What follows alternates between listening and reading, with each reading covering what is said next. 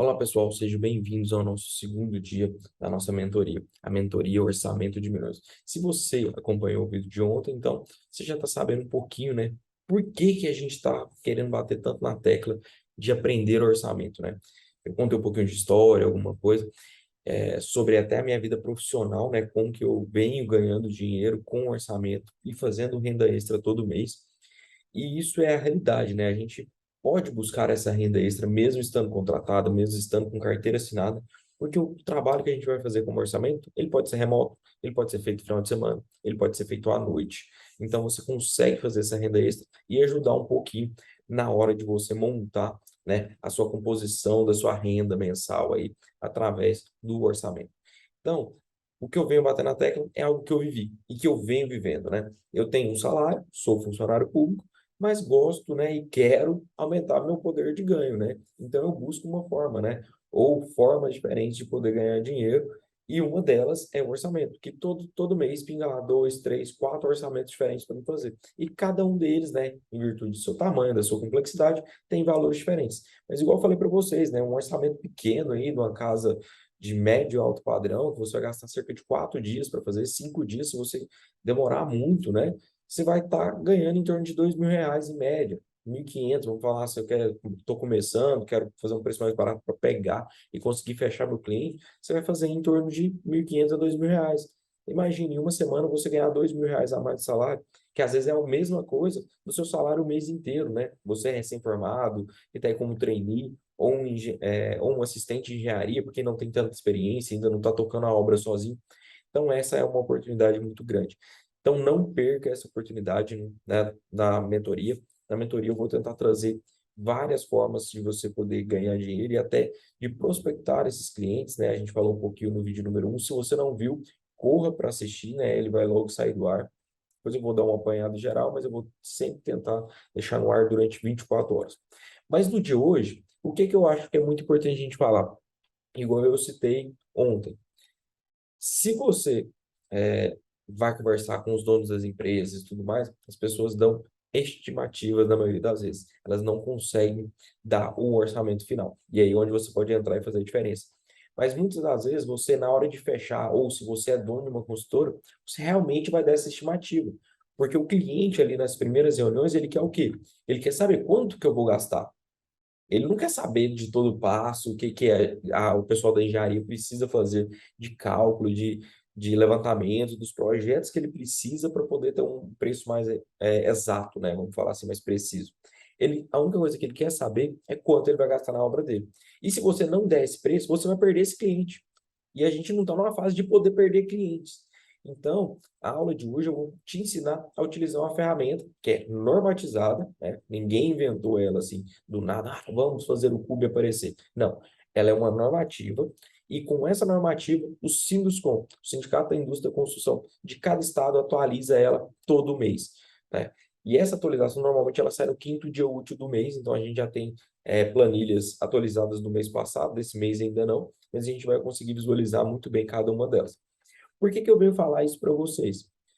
Pô, professor, mas eu já ouvi você falando que a parte do cubo é perigoso porque tem um monte de itens faltando. Realmente, tem um monte de coisa faltando, e aí é onde que você pode se diferenciar do seu concorrente, vamos falar assim, e demonstrar para o seu cliente que você fez uma estimativa mais precisa. Porque qual que é o grande problema da estimativa que o pessoal normalmente cai no erro? Se eu fizer uma estimativa e jogar um valor muito alto, eu vou perder o cliente, porque o meu cliente vai preferir a concorrência que vai dar um preço mais baixo. Mas se eu dou um preço muito baixo, depois, na hora que eu vou fazer os cálculos e vejo que realmente eu não vou conseguir fazer a obra com aquela estimativa que eu previ para o meu cliente, o que que eu tenho que fazer? Se eu quebrar aquela expectativa que ele estava daquele valor, ele pode, não, mas você me deu aquele outro valor.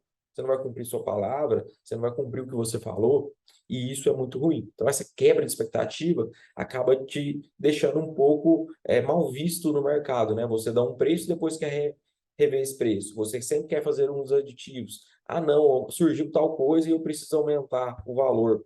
E isso vai ficando muito ruim. Então, se você der um preço alto demais, você perde. Mas se você der um preço baixo demais, você não vai conseguir fazer a obra. E aí, qual que é o problema? Né? Que a maioria das vezes a pessoa começa a reduzir o seu lucro para tentar equilibrar essa balança aí e não passar tanto para o cliente. E aí, se você não está tendo lucro, você está trocando figurinha, você não vai ganhar dinheiro, dono de construtora, né? Dono de empresa ou empreiteiro que você estiver aí gerenciando alguma obra. Então, qual que é o segredo, né? Se eu não posso jogar alto demais, se eu não posso jogar baixo demais, como que eu vou achar esse valor mais exato aqui para poder estimar esse preço? O grande segredo é você ter uma base e uma tabela, às vezes muito forte, que vai te dar um preço mais perfeito possível, né? Mesmo sendo e se tratando de uma estimativa. O que eu quero bater muito na tecla que é eu sou muito a favor do orçamento, porque o orçamento a gente ainda erra, a gente ainda esquece itens. Imagina você fazer uma estimativa. A estimativa é diferente do chute. O chute, tantos metros quadrados, tal valor o metro quadrado. Não, aí é a sua experiência de obra que você acha que vai fazer e às vezes, a maioria das vezes, tem o quê? Surpresa, e surpresa negativa, porque ou você vai perder dinheiro ou o seu cliente não vai fechar com você porque você deu um preço muito fora da expectativa dele e da expectativa que outras pessoas deram. Mas como a gente vai fazer essa estimativa? Eu recomendo, por exemplo, se você for utilizar, utilize o Cube. Mas quando for utilizar o Cube, eu vou te falar, utilize com sabedoria, ok? Então eu vou abrir aqui, vou compartilhar nossa tela para a gente ver como encontrar esse cube, o que é esse cube, e aí eu vou usar como exemplo aqui o estado de Goiás para a gente poder fazer esse cálculo, certo? Então, deixa eu compartilhar a tela aqui, né? E aí a gente vai continuar conversando. Ao compartilhar a tela aqui, vocês vão ver que eu abri simplesmente o Google. Então, vamos só colocar lá, Sinduscom Goiás Cube. Bem simples, bem fácil. Ele já traz aqui, ó, custo unitário básico, né, dos Sinduscom Goiás, o Cube Sinduscom Goiás. Se a gente fizer um clique muito simples aqui, a gente já vai ver que ele vai trazer algumas regrinhas e tabelas de Cube dos últimos meses, né? Então, a gente consegue, inclusive, fazer uma comparação dos últimos anos, né, que o Cube vem sendo fornecido desde 2007, que a gente tem tabelas fornecidas. Então, a gente consegue fazer, inclusive, uma estimativa de crescimento. E aqui começa a trazer algumas coisas que são bem legais, que a gente precisa analisar. Ó, se a gente for utilizar aqui e for começar a ler as regrinhas, né, do como que se faz o cálculo do CUB, a primeira coisa que ele coloca aqui, o CUB teve origem através de uma lei federal. Então, lá de 1964. Ele não foi criado aleatório. E tem uma metodologia da MNT, né, a 12721 de 2006, que traz algumas normativas, né, traz alguns detalhes que ah, te ajudam a entender o processo. Lá ele te fala sobre equivalência de áreas, que a gente vai discutir um pouquinho. Ele fala sobre os projetos e ele lista, inclusive, quais são os padrões adotados. Porque várias vezes você vai ficar com a... Quando a gente abrir o curso, você vai entender. A gente tem lá custo de uma unidade unifamiliar de padrão baixo, médio e alto. Mas o que diferencia do baixo para o médio? O que diferencia do médio para o alto? Qual que é a diferença de um para o outro? Qual que eu vou estar adotando? E isso a gente vai ver. A gente consegue já começar a analisar uma planilha, por exemplo. Vamos pegar a última aqui, fornecida para o Estado de Goiás, que é a de julho de 2022. Ao abrir essa planilha do Sinduscom Goiás, a gente já começa a ver aqui o quê? Que ele já traz um resuminho aqui, ó. Projetos padrões residenciais, projetos padrões comerciais, projetos padrões de galpão industrial. E ele começa a dar códigos aqui, R1, PP4, R8, PIS, para padrão normal, R1, para padrão alto, cada um deles, né? Códigos para os padrões comerciais, códigos para os padrões de galpão. Ele traz alguns dados aqui que ele utiliza, né, de porcentagens, variações de mão de obra, material por mês. Ele traz, inclusive, né, aqui os códigos, né, o que que ele quis dizer, ó, o R1 aqui, R1 é o que? Uma residência unifamiliar. O PP é um prédio, né, popular de até 4 pavimentos. R8, residência unifamiliar. Então, ele traz todos os códigos que a gente costuma utilizar para poder fazer esse cálculo do CUB. Outra coisa que é interessante a gente olhar, né? A gente consegue ver que tem várias planilhas de outros meses que a gente costuma utilizar. E é importante também a gente entender esse processo. Então, o que é essa, essa diferenciação dentro da norma? Eu estou até disponibilizando aqui para vocês o modelo da norma, se a gente conseguir dar um Google aqui rapidão também, a gente consegue achar essa norma na internet, então, e colocar a normativa, a gente consegue encontrar as normas. A gente não consegue encontrar com tanta facilidade a última versão, a versão 2006, ela teve algumas pequenas alterações, mas a gente já consegue ter uma base muito boa com relação à própria normativa. Eu até fiz o download aqui do PDF para facilitar a nossa visualização, e eu quero chamar a atenção para algumas coisas aqui que são bastante relevantes. Uma delas é com relação aos tipos, né, de projeto. A gente consegue ver aqui, ó, a gente tem um resumo das características de cada um desses projetos. Então, a gente, né, o que que compõe uma residência de baixo padrão, o que que compõe uma residência de padrão normal, o que compõe uma residência de alto padrão, as áreas aproximadas de cada uma delas. Então, com isso, a gente já começa a ter uma base de qual que é o tipo de empreendimento que a gente está fazendo. Outra coisa que é muito importante que a gente entender, está lá na página 17, né? A gente começa, na verdade, página 18, a gente começa a ver aqui algumas variações que são muito relevantes de serem estudadas, que são os detalhes um pouquinho mais específicos, não só do que compõe e da área, mas até variações dos tipos de materiais. Por exemplo, portas de externas e internas. Quando a gente compara de alto padrão com baixo, por exemplo, aqui ele coloca madeira maciça, lisa, encerada, combatente, ferragem de ferro cromado pesado. Já as de padrão baixo, né, e médio, a gente tem o quê? Madeira compensada, já um ferro cromado médio, já no baixo um ferro cromado leve. Então, se a gente for olhar cada um delas aqui, tem as diferenças de fechaduras, diferenças de janelas, né, se são de ferro, se não são, os tipos de piso, né, inclusive até tamanho das áreas de piso a gente consegue ver, o tamanho de cerâmica que são utilizadas em cada uma delas. A gente vê, por exemplo, peitoris, né? A gente tem uma parte aqui que a gente fala dos peitoris, né? Peitoris aqui do mais alto, granito cinza, né? De 2 centímetros com pingadeira. Já de padrão médio e baixo, é só concreto, não tem o granito ali no peitoril da janela. Então a gente consegue já ver uma diferenciação bem legal, que dá para a gente ter uma noção do que eles estão computando, do que não está, né? Os pisos, os detalhamentos, variações de piso. Então, por exemplo, do alto, já tem uma cerâmica de 40 por 40, já é um padrão mais comum que a gente utiliza em casas hoje, né? A 20 por 20, 30 por 30 já está ficando mais em desuso. Tem a parte de gesso, né? Que é composta, de reboco, de cobertura de telhado. Então, tem algumas variações, e inclusive a gente consegue até ver aqui, ou começar a analisar, se às vezes a gente tem que, né, subir o preço em alguns itens, né, ou observar alguns itens que está muito fora do que o nosso cliente está desejando. Então, por exemplo, que telhado com madeiramento, com chapa ondulada, de cimento, amianto, com estrutura de madeira. Então, todas elas vão ser de chapa ondulada de cimento, amianto? Não, às vezes a minha cobertura, o meu telhado vai ser um telhado diferente. Então, eu preciso computar um pouco mais nessa área. Então, a gente começa a ver um detalhe que ninguém normalmente presta atenção. Normalmente, todo mundo vai lá, só pega o preço fechado aqui, resistência unifamiliar de alto padrão lá, 2.291,12. Pega 2.291,12, multiplica pela área da casa que você quer construir e pronto, e isso acabou. Só que aí a gente começa a olhar e a gente começa a ver falhas no processo, né? A gente está vendo aqui alguns detalhes que diferenciam de um para o outro. Então a gente precisa começar a reparar nesses erros e ver o que que a gente tem que diferenciar.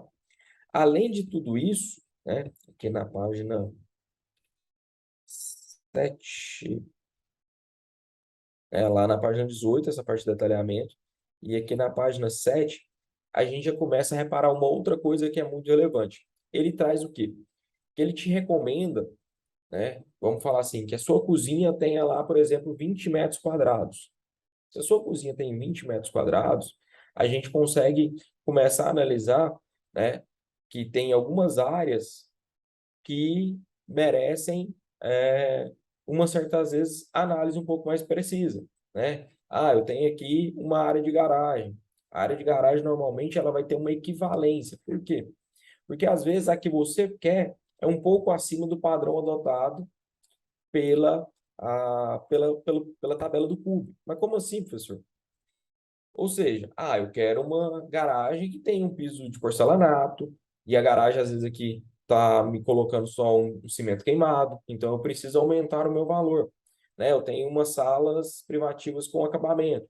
Não, então vamos ficar, tá mais ou menos igual, vamos manter um padrão.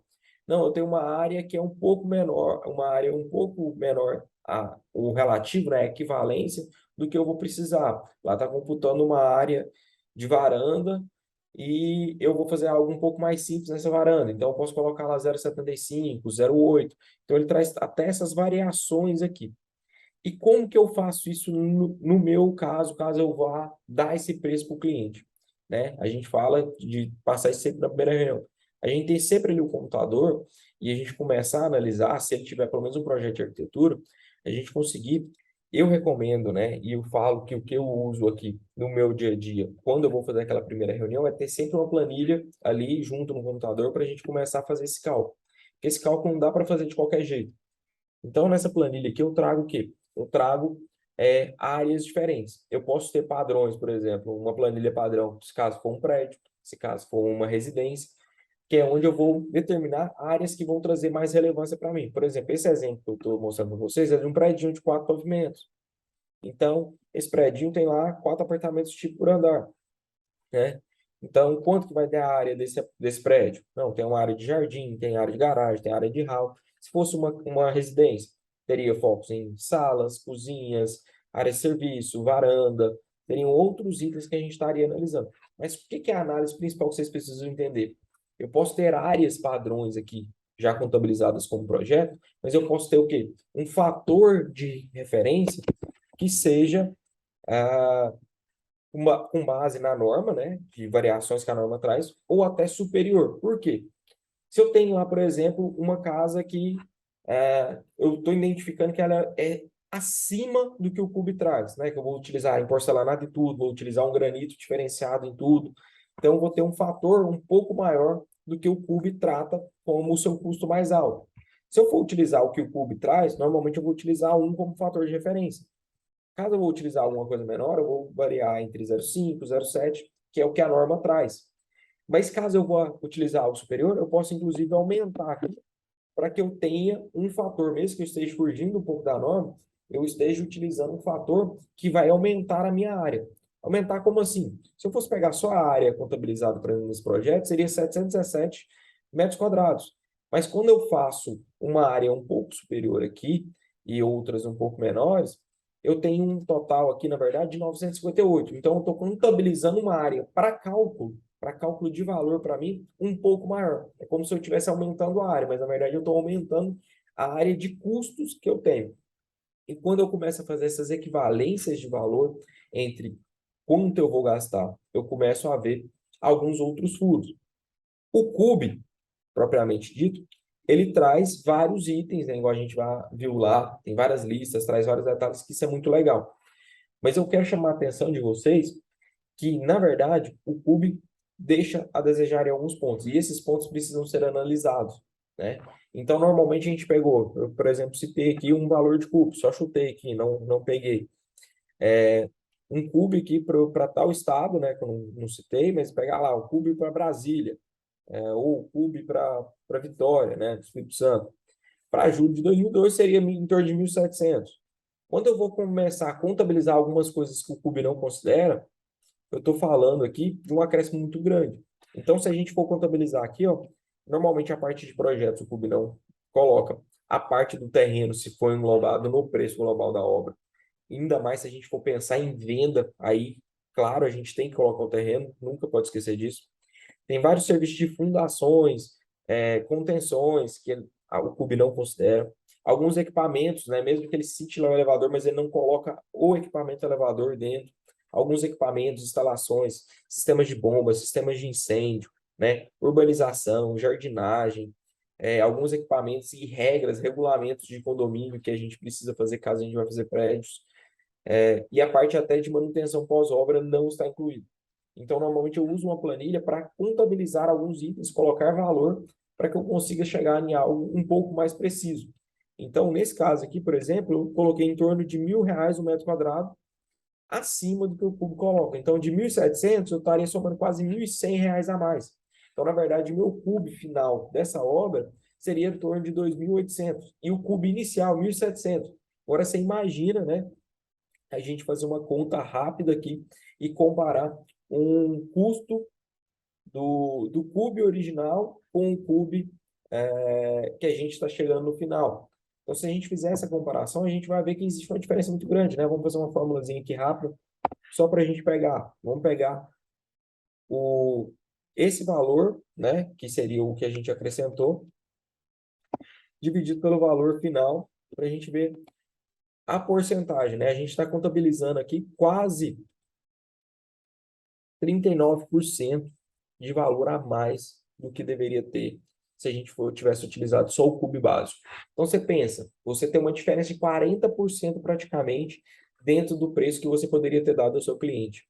Imagina o tamanho do rombo que você estaria dando, ou na negociação com o seu cliente, ou do lucro que você poderia ter nessa obra. Então, é muito importante a gente não só dar o preço do cubo, mas a gente saber itens que não estão contabilizados e saber principalmente fazer essa equivalência diária para a gente ter uma base um pouco mais precisa. Então, se a gente começar a contabilizar, eu achei uma foto, deixa eu ver até se eu localizo ela aqui, para mostrar para vocês.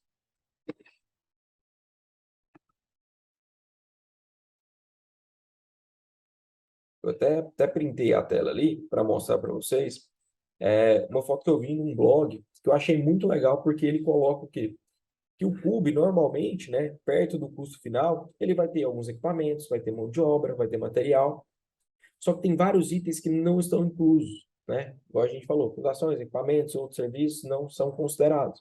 Então, além disso tudo, a gente ainda tem um BDI, né? Que tem a parte de custo indireta, tem a parte de remuneração, ou seja, o lucro da empresa, a parte de imposto, parte de seguros, garantias, tudo isso está incluso ali no BDI e a gente não está contabilizando também dentro do nosso CUB. Então, se a gente for aumentar, a gente pode estar dando um erro, né? Um valor errado para o nosso cliente aí, em torno de quase 50%, né? Ou mais do que isso.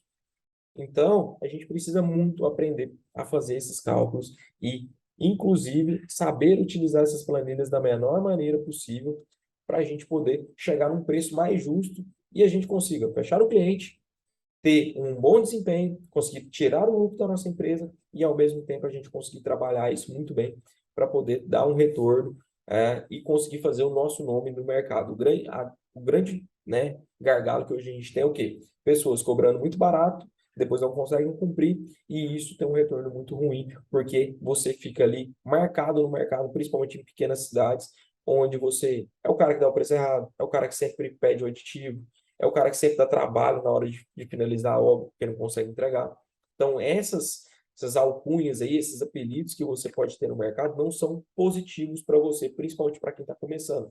Então, a gente precisa entender isso muito bem e ter essas cartas na manga na hora de fechar com o nosso cliente. Então, a aula de CUB hoje era com esse foco. Você ter ali no primeiro momento, quando você for sentar com o seu cliente, você ter planilhas que possam te ajudar. Né? Eu vou fornecer para quem for fazer o nosso curso, essas planilhas que possam ajudar vocês a desenvolver esse cálculo um pouco mais fácil. Mas caso você não consiga, se você também tiver uma desenvoltura boa no Excel, você consegue fazer ela muito fácil, porque não tem segredo. São cálculos de áreas equivalentes e listar principalmente alguns serviços que o CUB não utiliza dentro da sua base de cálculo, para que você tenha ali uma margem para somar. E essas planilhas são extremamente importantes que você tenha ela ali, ó, no iPad, no computador, na hora que você for sentar com o seu cliente. Não, então vamos conversando aqui, vamos ver o projeto, deixa eu contabilizar aqui para poder dar o seu preço. E aí você consegue ter uma estimativa de quanto você vai gastar bem mais precisa. Eu prefiro, muitas das vezes, não pegar o serviço do que ser conhecido depois por não entregar ou por não conseguir fechar com relação a preço o cliente e dar dor de cabeça para ele. Então, prefiro falar a verdade para ele e mostrar para ele, porque muitas das vezes esse cliente vai lá, contrata outra pessoa, tem a dor de cabeça e tem que me contratar para arrumar a obra e para finalizar a obra dele, que ele não conseguiu dentro daquele preço que ele sonhava que era o ideal e que foi provado por A mais B que eu estava certo e que o outro, que deu o preço bem mais barato, estava errado. Então, vamos pensar um pouquinho com relação a isso ao mercado. E se você tiver isso, né, e esse diferencial perante o mercado, você vai conseguir se destacar. E é o que eu tento trazer dentro da mentoria Orçamento de Milhões. Saiba as metodologias, saiba o que realmente tem e como utilizar essas ferramentas da melhor maneira possível. A gente vai falar muito sobre planilhas, sobre o que é ter experiência na hora de fazer orçamento, e você que não tem, como você consegue vencer essa diferença de experiência e conseguir ser competitivo no mercado, sendo diferente e conseguindo trazer resultado para os seus clientes, tá bom? Vamos conversar mais um pouquinho. Amanhã a gente vai ter o nosso terceiro dia do aquecimento, né? A gente vai falar um pouquinho sobre algumas etapas que o orçamento exige e espero vocês aí também na aula de dúvida no domingo, onde a gente vai falar bastante sobre orçamento e vai estar anunciando alguns benefícios para quem for fazer o curso da mentoria Orçamento de Milhões. Espero que possa estar ajudando vocês ou trazendo, né, algumas ideias, algumas coisas que vocês possam utilizar no dia a dia de vocês para melhorar o seu sistema de trabalho, tá bom? Um grande abraço e até a próxima, pessoal.